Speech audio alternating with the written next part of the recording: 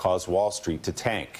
According to ProPublica, Senator and Intelligence Committee Chairman Richard Burr sold off between $628,000 and $1.7 million of his holdings on February 13th. The report points out that as the head of the Intel Committee, Burr, of course, has access to the government's most highly classified information about threats to American security, and his committee received daily coronavirus briefings around the time of that sale. NPR is reporting that a few weeks later, on February 27th, Burr raised alarms about coronavirus while speaking to a group of constituents. There's one thing that I can tell you about this. It is much more aggressive in its transmission than anything that we have seen in recent history. It's probably more akin to the 1918 pandemic. An aide to Senator Burr tells NBC News the stock sales were made several weeks before the U.S. and financial markets showed signs of volatility due to the growing coronavirus outbreak.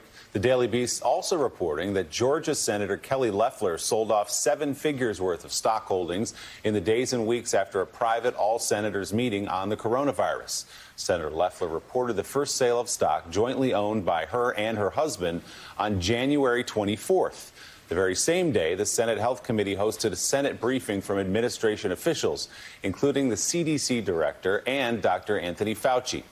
Senator Loeffler called the reporting a ridiculous and baseless attack on Twitter overnight, writing, "I do not make investment decisions for my portfolio. Investment decisions are made by multiple third-party advisors without my or my husband's knowledge or involvement."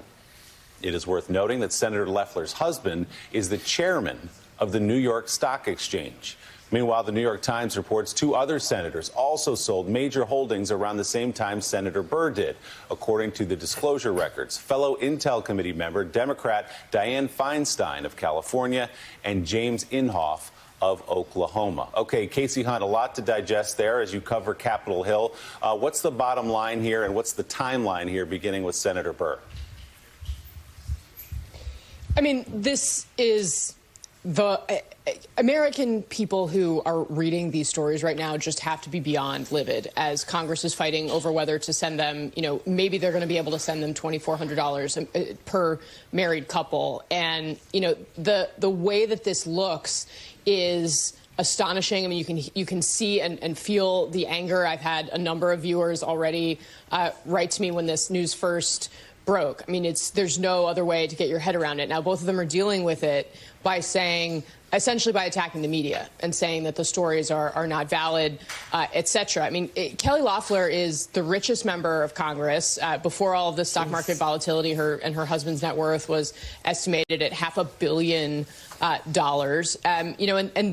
These are people, a lot of these lawmakers, frankly, who have access to things that a lot of regular Americans don't have access to. And the reality, though, Willie, and I think another thing that is making people angry as they digest these stories is that this is not technically illegal.